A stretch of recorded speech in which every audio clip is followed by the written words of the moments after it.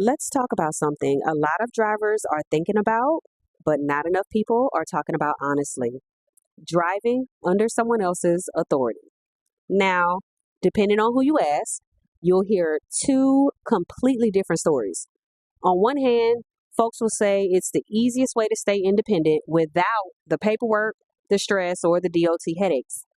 On the other hand, you've got drivers who feel like they got stuck in bad contracts, didn't make the money they expected, and ended up worse off than when they started. So, what's the truth? Honestly, it depends on how you go into it, who you're signing with, and what you expect from that partnership. Let's start by clearing up a few common misconceptions. First, leasing on doesn't mean giving up your freedom. It doesn't mean you're no longer a business owner, and it doesn't mean someone else owns your truck. What it does mean is that you're agreeing to run under someone else's DOT authority. And that comes with structure, requirements, and expectations that you have to be clear on. Second, it's not always a trap.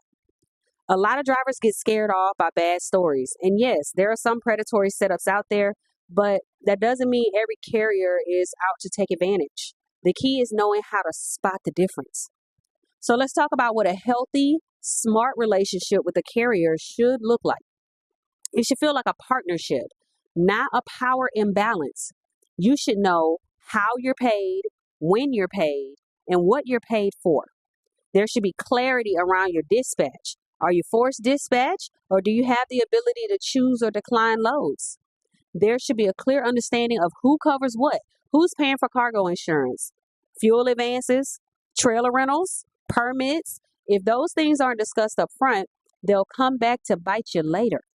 And more importantly, you should feel like you can ask these questions without getting brushed off. Because here's the real: it's your business. And even though you're leasing onto someone else's authority, you're not leasing away your right to know the details. So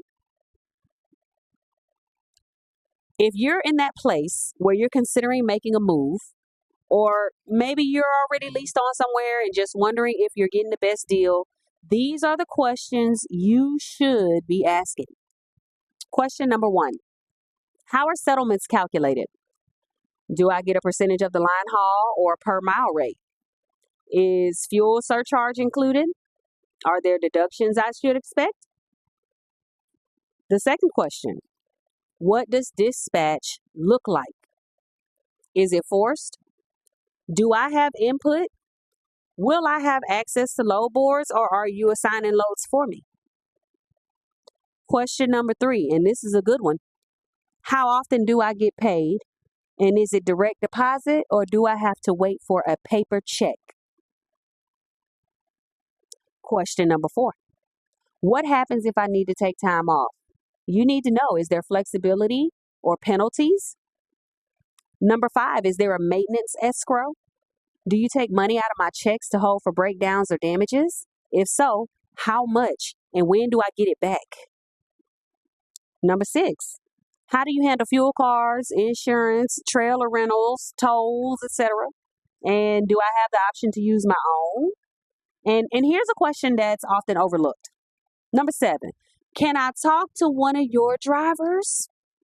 That's a big one, because if a company won't let you hear directly from someone already running under their authority, that's a red flag. And that leads me right into your freedom tip of the week.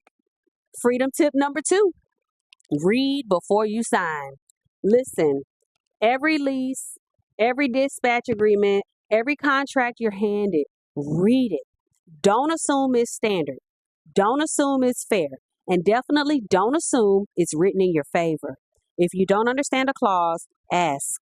If something feels vague, get it clarified in writing. And if you're ever handed a take it or leave it deal that doesn't give you time to review, leave it. Because freedom isn't just owning your truck, it is in owning your decisions. It is in being informed, protected, positioned to grow, not just to survive. There are too many drivers that are out here putting in 70 hours a week under contracts that they didn't even read. That's not freedom. That's a trap disguised as opportunity. But when you find a setup that respects your business, honors your time, and gives you room to grow, now that can be the smartest move you make. And yeah, those partnerships, they exist. We're building one of them here at Davis because we believe that when you treat drivers like business owners, the whole operation actually wins.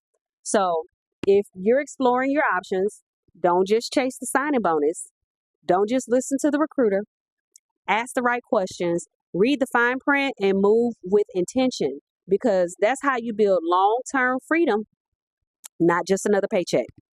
Thank you guys so much for listening to the podcast. I'm so happy you're here, and I'll see you next time on Raised by the Road. Bye.